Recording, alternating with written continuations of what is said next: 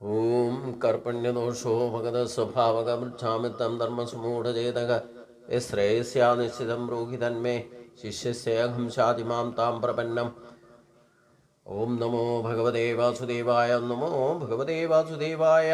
ओम श्री कृष्णाय परब्रह्मणे नमः। सभी सज्जनों को भगवान का नाम से, मोहन जी का नाम से प्रणाम।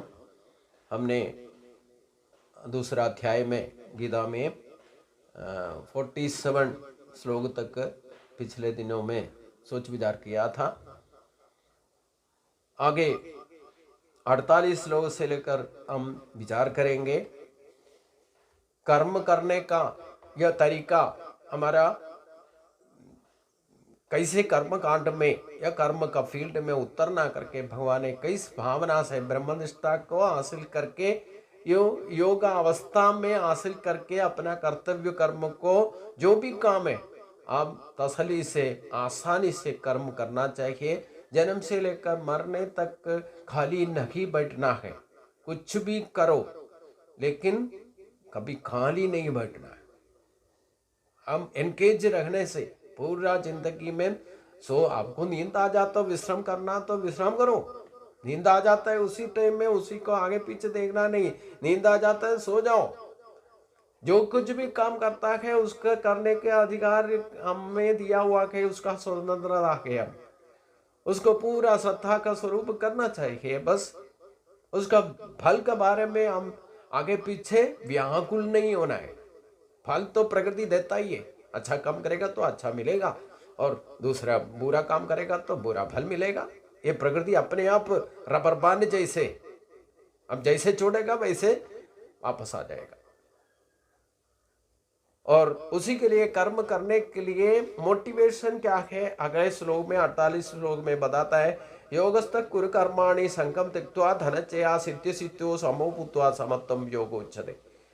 हे अर्जुन, तुम जो भी काम करने का कोशिश करता है या करने का कर्म फील्ड में योग कर्म कांड करना, अपना कर्तव्य कर्मों को करने के लिए तैयार होने का मतलब यह है तुम योगा अवस्था में योगारूढ़ बन के ब्रह्मनिष्ठा बना करके काम करना चाहिए।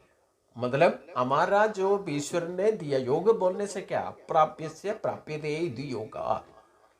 मतलब हमारा नेचर में जो ईश्वर ने हमारा शरीर में, हमारा स्वभाव में, इस प्रकृति में जो कुछ भी अपना शक्ति दिया हुआ है उसी को पूरा को जोड़ करके अपना कर्तव्य कर्म को पूर्ति करना चाहिए। इसी को योग अवस्था बोलते हैं। तो योगस्थ कुरु कर्माणि मतलब क्या है, योग अवस्था में हम आसक्ति को छोड़ करके उसका रिजल्ट के बारे में सोचना नहीं, लाभ होगा नष्ट होगा उसके बारे में, लाभ जया जयो, लाभ होगा नष्ट होगा या जय होगा पराजय होगा, इसका बात है सिद्ध सिद्धियों समो भूत्वा। जो मिल गया या ना मिला तभी भी हमारा काम क्या है, अभी अपना कर्तव्य कर्म को ठीक तरह से श्रद्धापूर्वक संपूर्ण करना है, उसको आगे पीछे देखना नहीं। और आसक्ति बोलने से क्या, हमारा कितना भी मिलने से हम तसल्ली ही नहीं होता है। हमारा मांगों कभी पूरा नहीं कर सकता। ये अवस्था को आसक्ति बोलते हैं। इसलिए ये आसक्ति को छोड़ो। योगावस्था में योग निष्ठा जो हासिल किया है उसको कभी आसक्ति होगा ही नहीं, उसका स्वभाव में ही आएगा नहीं। उसी अवस्था में सिद्धि सिद्धियों समो भूत्वा समत्वम योग उच्यते। मतलब समावस्था हासिल करके हम पूरा श्रद्धा पूर्वक योगा आरूढ़ बन करके अपना कर्तव्य कर्म को पूर्ति करने से, इसी को योग बोलते हैं। हमारा और ईश्वर का शक्ति जो कुछ भी अपना पर्सनल हमें मिला हुआ शक्ति और भगवान का बना हुआ शक्ति, प्रकृति का शक्ति, ये सबको जोड़ करके योग बना करके योगावस्था में अपना कर्तव्य कर्म को पूर्ति करने से उसको आगे पीछे सिद्ध सिद्धियों समोभूता, क्या मिलेगा क्या नहीं मिलेगा उसके बारे में कोई सोचना नहीं है। उसी में कोई भ्रम नहीं होना चाहिए, आसक्ति नहीं होना चाहिए, आग्रह नहीं होना चाहिए, लाभ नष्ट का विचार नहीं करना चाहिए। जया पराजय के बारे में सोचना नहीं, अपना कर्तव्य कर्म को योगा अवस्था लेकर के हासिल करके अपना कर्तव्य कर्म को पूरा करो, इसी को योग बोलते हैं। ये योग योग बोल करके हम इतना प्रचलन करता है, हमारा स्वभाव में योग हम प्राप्त करना है। ये बोलने से अपना हासिल नहीं कर सकता। हम खुद अपना शक्ति क्या क्या है भगवान ने हमें दिया हुआ है, हमारा स्वभाव में होने दो, हमारा शरीर में होने दो, इस प्रकृति में होने दो। जो कुछ भी हम प्रकृति के अंदर ही जो कुछ भी हरकत कर सकता है, ये प्रकृति को छोड़ करके हम कुछ नहीं कर सकता, क्योंकि प्रकृति का ही बनाया हुआ शरीर हमें मिला हुआ है। इसको परे होकर के क्या कर सकता है, इसलिए उसको साथ में चलना है। जैसे हमारा एक एक दिन का हरकत भी जो प्रकृति में जो त्रिगुण का प्रभाव होता है उसी के साथ मिलजुल के होना चाहिए। मतलब सत्वगुण का प्रभाव सुबह सूर्योदय से पहले 3 घंटा का टाइम होता है, उसी टाइम में उड़ना है, उदय से हमारा शुरू होता है। और रजोगुण ज्यादा रहता है, 6 बजे से सूर्योदय से लेकर मध्याह्न तक होता है। उसी टाइम में हमने जो कुछ भी काम करना है उसमें जितना सक्सेस होगा बाकी टाइम में नहीं होगा। हम 12 बजे के बाद हम ढीला पड़ना, आलसी बनना शुरू हो जाएगा। अब खाना भी खा लिया तो फिर सोना, नींद आ जाएगा। सभी का हरकत ही मतलब प्रकृति का स्वभाव ही सत्व रजत तमो गुण का अधिष्ठान से प्रकृति का स्वभाव ही होता है। सामयिक का क्रम ही कालानुसार होता है, तो भी यही शासन चलता है। तो प्रकृति के साथ हम मिलजुल कर करना है, इसी को बोलते हैं योग। हमारा स्वभाव और प्रकृति स्वभाव में मिलजुल के हम करने का सीखने को योगावस्था बोलता है, उसी को योगी कहा जाता है। तभी तो हमें अपना कर्तव्य कर्म को कोई भी बंधन नहीं होगा, प्रारब्ध नहीं होगा। इसी सोच समझ के अपना कर्तव्य कर्म को पूर्ति करने से हमें कभी इसी को बाकी रख करके फिर पूरा करने के लिए दोबारा आना ही नहीं पड़ेगा। योगावस्था हासिल करके जो भी काम करेगा वो तसल्ली से करेगा, उसमें कोई टेंशन नहीं होगा। अपने कर्तव्य कर्म को पूर्ति, कोई भी काम उनको दे दो वो पूरा, ये मेरे को जन नहीं जानता है या मैं ये नहीं कर सकते, मेरा काम नहीं है, उसका काम है, ये ऐसे सोच विचार तो एक योगी को कभी नहीं होगा। मेरे को कोई भी काम करना है, कोई भी काम कर दो, कितना भी मुश्किल होने दो, मैं उधर करने ना करेगा करके मेरा काम नहीं है, कभी नहीं बोलता। वो फौज में जब काम करता था उसके बाद में पोस्ट ऑफिस में आकर के गीता बोलना शुरू करने से पहले ही मेरा कर्म करने का तरीका पूर्वजन का कुछ वासना मेरे को था, इसलिए बचपन से लेकर ये तो पता नहीं उस टाइम में मैं गीता किसी ने पढ़ाया नहीं है या किसी का गीता के बारे में गीता नाम भी सुना नहीं ना, ऐसे जिंदगी बीता। लेकिन गीता पढ़ने के बाद अभी वो मेमोरी में आ गया तो पता चला मैं इस हिसाब से तो काम करता था, इसलिए हर जगह में सक्सेस होने का मौका ही मिला मेरे को। कभी पराजय होने का मैं कभी भी जाता, कहीं भी पोस्टिंग जाता है, नया ऑफिस में जाकर ज्वाइन करता तो भी जो कोई भी लेता नहीं है वैसे सीट मेरे को दे दो। जो कोई करने के लिए क्लेश या छोड़ के चला जाता है वही काम मेरे को दे दो, क्योंकि मुश्किल काम हम करने से फिर हर काम में आसान से कर सकता है। यही कर्म करने का तरीका है, और उसी से क्या मिलेगा क्या नहीं मिलेगा इसके बारे में मैं सोचता ही नहीं था, आजकल भी नहीं। ये काम भी अभी गीता में सभी को अनेक कान से कान तक पहुंचाने का, मैं घर से घर पहुंचाने का कोशिश करता हूँ। उसके क्या मिलेगा क्या नहीं मिलेगा ये सोचता नहीं। हाँ, यही तो बात है। अब 500 आदमी को बताने से अच्छा है जो श्रद्धा स्वरूप सुनता है, 5 आदमी को बताने से ही काफी है, क्योंकि कलयुग है। इतना तो कोई कितना भी बोलते रहने से भी ये दुनिया को हम सुधरने का कोशिश करेगा तो नहीं सुधरेगा। इसलिए जो भी सुनना चाहते हैं एक आदमी होने तो उनको मैं बताता हूं। इसमें अपना सदस्य पूरा संपूर्ण सीट में आना, भर के बैठना, तभी मैं गीता बोलूंगा करके ऐसे कोई आगे पीछे देखने वाला कोई यही सोचता है। ऑडियंस नहीं होने से ऐसे ज्ञाने इतनी नहीं करेगा करके सोचने वाला भी है।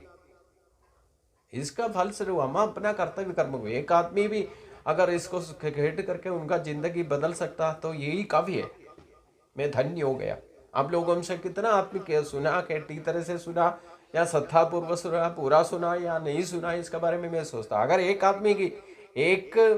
आदमी भी इस गीता का पाठ सुन करके, श्रद्धा स्वरूप सुन करके आपका जिंदगी को कोई इफेक्ट हो गया, उसी से मैं धन्य हो गया। इसका कारण क्या है?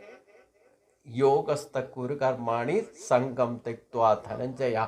कोई किसी के साथ ममता अटैचमेंट नहीं रखना है, किसी को संग नहीं बनाना। अगर संग बना दिया तो संग दोष या संपर्क दोष हो जाएगा। इसलिए आगे भी इसके बारे में भगवान डिटेल में बताता है। इसलिए योगावस्था में जो आता है उसको कभी संग नहीं होगा, मतलब ममता अटैचमेंट जो है। अगर उनको लिमिटेड കൂടുതൽ अटैचमेंट रखने से उसके दोष बढ़ जाएगा, काल आगे बढ़ेगा। तो कालक्रम में उसमें कोई संदेह नहीं है। आप ज़्यादा किसी के साथ अटैचमेंट ममता रखने से उसमें दोष पड़ेगा, तो फिर वो बिगड़ जाएगा। इसलिए संग रखना ही नहीं है, किसी के साथ ममता नहीं होना चाहिए। वो आगे भी अभी प्रत्यय लक्षण का बारे में भगवान अभी चर्चा करेगा, उसी टाइम में क्लियर करके बता देगा। तो संगम त्यक्त्वा मतलब किसी के साथ अटैचमेंट ममता को छोड़ना है, इसी को संगम त्यक्त्वा बोलते हैं। और सिद्धि सिद्धियों समो भूत्वा, लाभा नष्ट जो जय पराजय या उसका फल स्वरूप में कभी टेंशन नहीं होगा। जो मिला है नहीं मिला है कुछ ठीक है, मिला हो तो भी नहीं मिला होने से भी वो समा अवस्था में लेना है। उसका रिजल्ट के बारे में सोच विचार, लाभ नष्ट या जय पराजय के बारे में सोचना नहीं है। समावस्था हासिल करके योगावस्था में हम सभी को समान रूप से देख करके अपना कर्तव्य कर्म को करना चाहिए। समत्वम योग उच्चते, इस प्रपंच में सबसे बड़ा स्टेज बोलने से योगावस्था है। सबसे बड़ा सीट से भी ऊपर क्या है, जो योगी बैठता है वही सीट सबसे ऊंचा है। योगारूढ़ भगवान हमेशा योगी बन करके दिखाया। मैंने 125 साल भगवान श्री कृष्ण ने अपना जिंदगी बीता, तो वो पूरा जन्म से लेकर शरीर छोड़ने तक, अपना धाम में पहुंचने तक भी, उसके बाद भी हमेशा योगावस्था में ही रखा। तभी तो ऐसे संपूर्ण मनुष्य का जन्म बोलते हैं। भगवान का अवतार जो है, योगा अवस्था कभी छोड़ा नहीं। इसलिए कभी को देखो भगवान प्रसन्न चित्त था, कभी दुखी होकर के बैठा हुआ श्री कृष्ण को हमने कभी नहीं देखा, ना देख पाएगा। पूरा मातृका रूप से सर्वश्रेष्ठ गुरु हमने ध्यान श्लोक में पढ़ा था।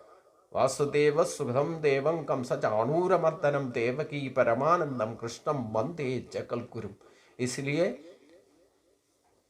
इस दुनिया का जगल गुरु बोलने से वही श्री कृष्ण है, क्योंकि वो संपूर्ण मनुष्य जन्म में योगावस्था में संपूर्ण किया है।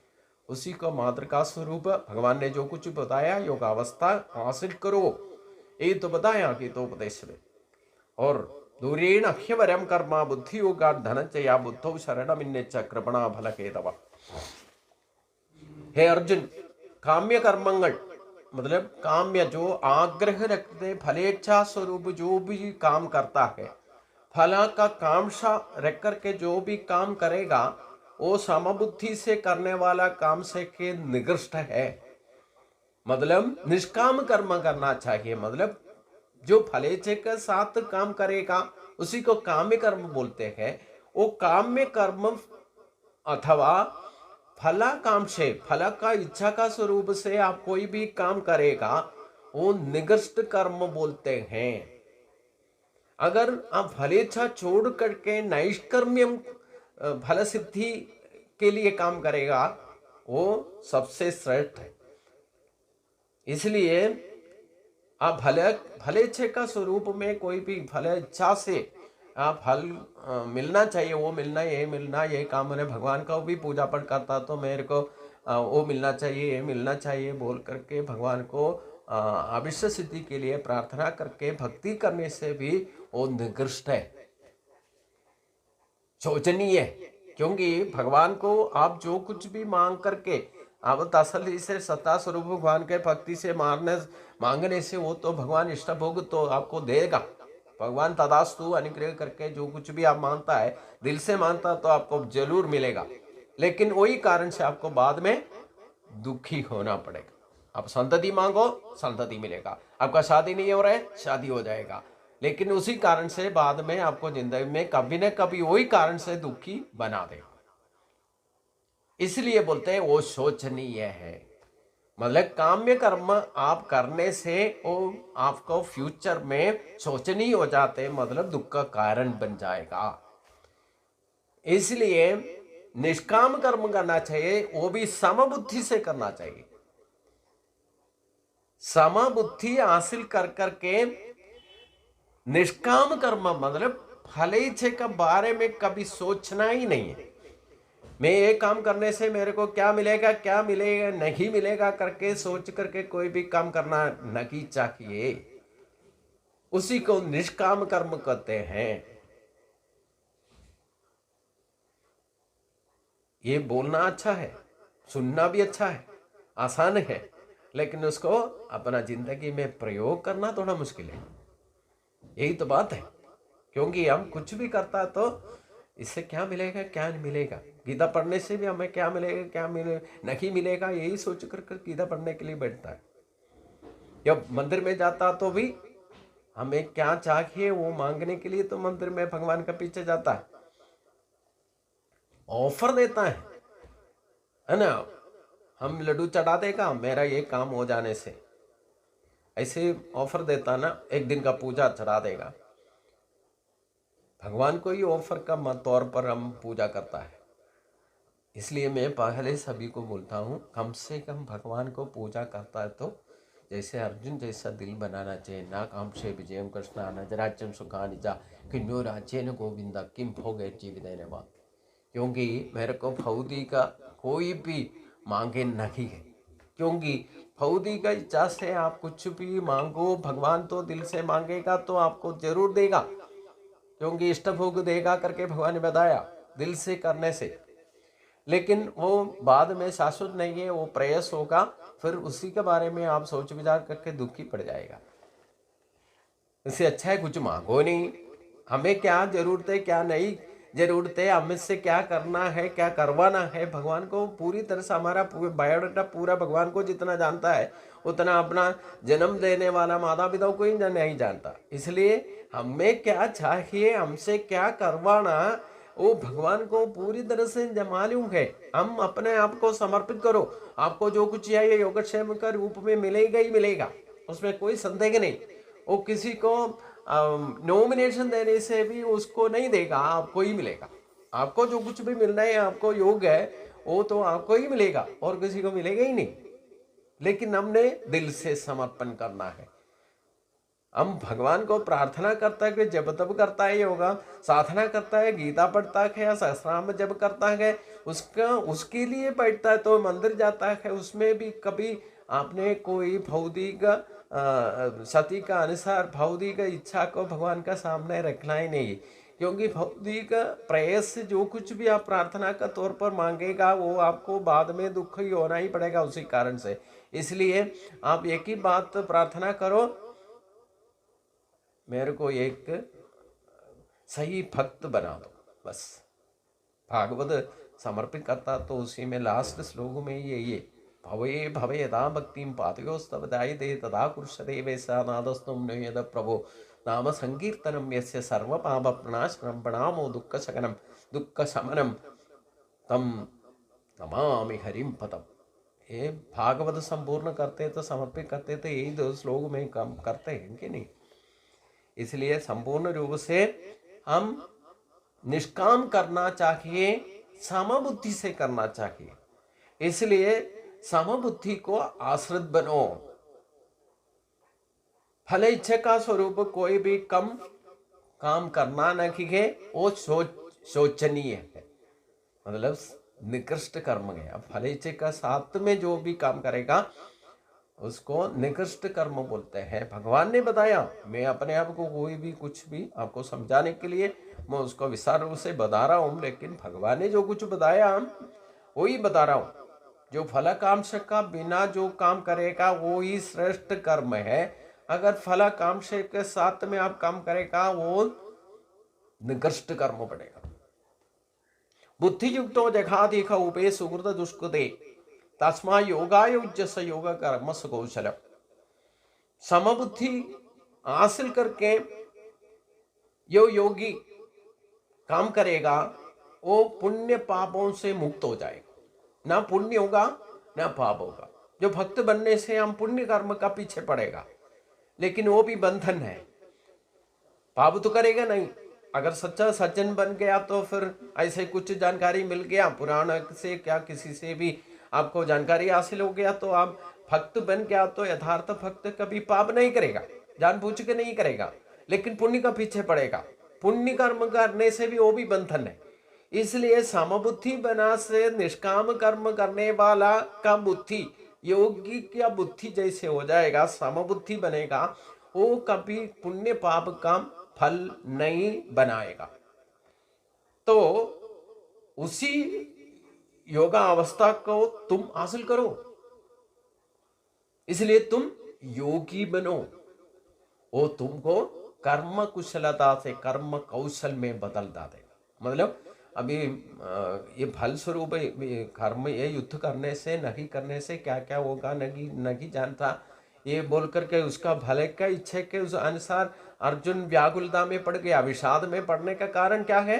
ये कर्म करने से हटने का कारण क्या है? इसका कर्म का बारे में समबुद्धि नहीं बनाया। समबुद्धि होने से अपना कर्तव्य कर्म को पूर्ण करना है, उसका आगे पीछे कौन जीतेगा नहीं जीतेगा इसके बारे में सिद्धि सिद्धियों समभूत्वा समत्वम योग उच्चते भगवान ने बताया। तो उसी अवस्था में वो हासिल किया होता है तो पगदे योगी बना होता तो ऐसे विषाद अवस्था में नहीं जाना था। तो इन योगा अवस्था में आने के लिए प्रयत्न करो भगवान बोलते हैं। लेकिन एक बात है, अभी युद्ध शुरू होने का वक्त में ये योगी कैसे 1 मिनट में कैसे बनेगा? भगवान का गीता, भगवान का शब्द का प्रयोग से, इसलिए मैं बोला जैसे हम 2 मोबाइल में ब्लूटूथ ऑन करके कितना भी मैसेज आसपास में ट्रांसफर कर सकता है, एक दूसरे के ऊपर ट्रांसफर कर सकता है, उसी मुताबिक भगवान ने गीता का पूरा उसको 1 ही मिनट में उसको योगी बना दिया। ये तो भगवान का सानिध्य में क्या नहीं हो सकता है? भगवान विचार करने से सोचने से क्या नहीं हो सकता है? भगवान का सानिध्य से अर्जुन ऑन द स्पष्ट रूप से योगी बना है। युद्ध शुरू हो गया, युद्ध 10 दिन में ही भीष्म पितामहन को गिरा दिया। तो हम भक्त यथार्थ भक्ति से भगवान का प्रसाद मिल गया तो हम 1 सेकंड में योगी बन सकता है। यही तो आश्चर्य है, सान्निध्य मात्र से। कभी कभी हम किसी गुरु के पास में दृष्टि में, एक ही दृष्टि में सान्निध्य में उसको योगावस्था हासिल हो जाता है, लेकिन उसका अवस्था जब होगा, हमारा योग कब होगा, तभी वो मिल सकता है। इसलिए फिर इससे विस्तार रूप से भगवान क्यों बता रहे हैं अर्जुन को, हे हमारे लिए हम भी सुनना के जैसे अर्जुन को योगी बना करके अपना कर्तव्य कर्म में सक्सेस कराया भगवान ने, ये कैसे हुआ करके हमारा जानकारी के लिए गीता का पढ़ना आजकल में तो जरूरी है। क्योंकि कितना लोग है कलयुग में योग तो प्रैक्टिस करता है, लेकिन ये अवस्था को कौन हासिल करता है? समबुद्धि किसी को बनाया हुआ है क्या? समबुद्धि बना देने से उसी के लिए तो योग का बारे में प्रयत्न करना है, उसका प्रैक्टिस करना है। इसलिए आपका शरीर को अभ्यास करने का योगासन को बोल करके हाथ पैर उठाने का खास बात नहीं है। उसी से तो आपका शरीर का तसल्ली के लिए वो तो कर सकता है, उसको कुछ न कुछ तो हरकत करना ही है, व्यायाम का तौर पर करो। लेकिन खास बात योग है आपका मन बुद्धि जो अहंकार मतलब जो अंदर ही अंदर भगवान का शक्ति जो है उसको समबुद्धि से हासिल करके उसको योजित मतलब उसको मिलाने का कोशिश प्रयत्न करना चाहिए। मतलब भगवान ने जो कुछ भी हमें शक्ति दिया है उसको सारे मिला करके ज्वाइन करके हम योगावस्था बोलते हैं कि उसी को हासिल करके हम समबुद्धि बना सकते हैं। समबुद्धि से हमने जो कुछ भी करेगा वो काम सक्सेस हो जाएगा। इसलिए ये समबुद्धि बोलने से यही तो इसी को तो बोलते हैं योग अवस्था। जब आपको योग अवस्था हासिल हो गया तो आपका समबुद्धि से ही होगा वो, मतलब हमारा बुद्धि शक्ति को ठीक तरह से योजित भगवान का इच्छा शक्ति के अनुसार हम बुद्धि प्रयोग करने का तैयार हो गया तो हम योगावस्था में हो गया, हम समबुद्धि में हो जाएगा। भगवान का जैसे स्वभाव हम प्रकट करना ही शुरू करेगा। कर्मजम बुद्धि युक्ता के फलम त्यक्त्वा मनीषिण का जन्म बंधुर मनुमूर्ता पदम गच्छन्ति नामयम। इस अवस्था में जो भी काम करेगा वो ब्रह्मानंद में परम पद प्राप्ति के लिए तैयार हो जाएगा। इसीलिए जो भी परमात्मा ज्ञानी आत्मज्ञानी बन जाता है वो योग युक्त बुद्धि का साथ अपना कर्तव्य कर्म को पूर्ति करता है। वो कभी कर्म फल के बारे में बंधन में नहीं पड़ेगा। वही आत्मी वही भक्त जो है पूरा कर्म बंधन से मुक्ति हासिल करके जो दुख रहित परम पद प्राप्ति में जाएगा, उनका ही परम पद प्राप्ति होगा। तो समबुद्धि बना करके योगी बनो, उसी के लिए हम प्रयत्न करना चाहिए। यदा ते मोख कलिरम बुद्धिर्बति तरिष्यति तदा गंधासि निर्वेदम सोतवस्य सुदस्यत। ये अवस्था हम कब हासिल होगा, तभी तो हम ये बुद्धि का भ्रम से मोह कलिश से परे हो जाएगा। फिर हम जो कुछ भी सुना है या सुनने वाला है आगे पीछे का सोचने का जरूरत नहीं है। हम कोई भी काम कर रहे हैं, किसी को अभिप्राय या अपना ओपिनियन मांगने से कोई कुछ बोलेगा। कितना भी अच्छा काम कर रहे करके आपको पूरा तसल्ली से दूसरे किसी को बता देने से कुछ लोग बोलेगा ये अच्छा है, कुछ बोलेगा वो ठीक नहीं है। तो कई तरह का ओपिनियन या अभिप्राय आपको सुनना ही पड़ेगा। अगर योगी बन गया, कर्म कुशलता थे, कर्तव्य कर्म अपना डिसीजन कर लिया, सेल्फ डिसीजन लेकर के त्याग मनस्य थे, वो कर्म को पूर्ति करने वालों को इसी से कोई मतलब नहीं। कोई भी काम करने के लिए अच्छा काम होने से भी हम किसी को बताएगा तो उसको कई तरह का अभिप्राय आ जाएगा। इसलिए भगवान बताते हैं ये मोह कलिश से मुक्त होना, तो क्योंकि योगावस्था में सामाबुद्धि से जो काम करेगा उसको तो भगवान का ही सानिध्य में अनुग्रह से ही उसको इस अवस्था में पहुंच सकता है। अब कोई भी काम करेगा उसके बारे में दुनिया कुछ ना कुछ बोलेगा, उसके बारे में वो वरीड नहीं होना चाहिए। इसी को बोलते हैं श्रुति विप्रतिपन्नादे यथास्तास्ति निश्चला समाधा वचला बुद्धिम तथा योगम अवास्यसि। हम जो कुछ भी काम करने के लिए हम समबुद्धि से डिसीजन लिया है तो उसी में हम सेल्फ डिसीजन में कभी हटना नहीं। अब किसी को उसी के बारे में बता देगा तो भी सुनने वाला कुछ न कुछ बोलेगा ही, दुनिया का स्वभाव ऐसे। अब उनके साथ में उनका अभिप्राय सुनकर के तर्क वितर्क में नहीं पड़ना है, उनके से झगड़ा नहीं करना है, वो कुछ भी चुपचाप सुनो, उसके बाद उसका बारे में एक बार और पर्यालोचन करो या विचिंतन करो। उसके बाद आपने जो डिसीजन लेके वो काम को त्याग मनस्थिति से पूर्ति करना चाहिए। यही सेल्फ डिसीजन लेने का तरीका है। इसलिए उसी के लिए क्या करना चाहिए, क्या होना चाहिए, हम समबुद्धि बनाने के लिए बोला है या योग अवस्था बनाने के लिए प्रयत्न करने के लिए बोला है। इसलिए भगवान बताते हैं श्रुति विप्रतिपन्नादे यथास्तास्ति समाधा बदला बुद्धिम तथा योगम अवास्यसि। हम योग अवस्था में प्राप्त हो गया तो जो कुछ भी सुनना है या सुनाने वाला जो कुछ भी आपको कान में पड़ेगा, दुनिया को कुछ भी बोलने से आप स्वतंत्र है। आप कोई भी काम करने के लिए जाओ, अच्छा बुरा कोई ना कोई कुछ ना कुछ दुनिया कुछ ना कुछ बोलते ही रहेगा। ये सब कुछ सुनने के बाद उनके साथ तर्क वितर्क में नहीं जाना है। आप अपना कर्तव्य कर्म को सेल्फ डिसीजन करके उसको संपूर्ण करना ही करना है। उसमें समबुद्धि आपने बना दिया तो किसी का बात नहीं सुनना है। अब उस काम को पूर्ति करके पीछे छोड़ना ही नहीं है। वो कर्म करने में लगे रहना है। जब तक वो सक्सेस नहीं होगा उसको पीछे नहीं छोड़ना है। यही सेल्फ डिसीजन लेने का तरीका है। क्योंकि दुनिया का पूछने से पूरा योगावस्था में नहीं होने वाला भी अपना अपना व्यक्ति से एक ही बात को आप 10 आदमी को पूछने से 10 तरह का आपको सुना देगा। कोई अच्छा का बोलेगा, कोई बुरा बोलेगा, कोई ऐसे कई का डिसीजन अपना अपना अभिप्राय आपका सामने प्रकट करेगा। आप उनके साथ में कभी झगड़ा नहीं करना, उनके साथ तर्क वितर्क में नहीं जाना है। अब उन्होंने जो कुछ भी बोला है उसका बारे में एक बार और अच्छा अभिप्राय भी आएगा, उसी में थोड़ा सा और परिचिंतन करके गए आपने क्या करना करके आप खुद डिसीजन लेना है। और डिसीजन ले लिया तो त्याग मन से वो कर्म को पूर्ति करना ही है, यही भगवान बताता है। उसके लिए आपको स्थित प्रज्ञ होना पड़ेगा।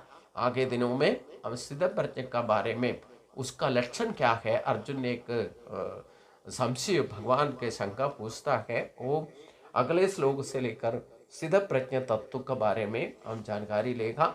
मतलब हम समबुद्धि बनाने से भी, हम योगावस्था में अपना कर्तव्य कर्म को निष्काम कर्म करने से भी हमारा बुद्धि को स्टेबिलिटी लाना है, मन को एकाग्रित करना है और बुद्धि को स्टेबिलिटी लाना है।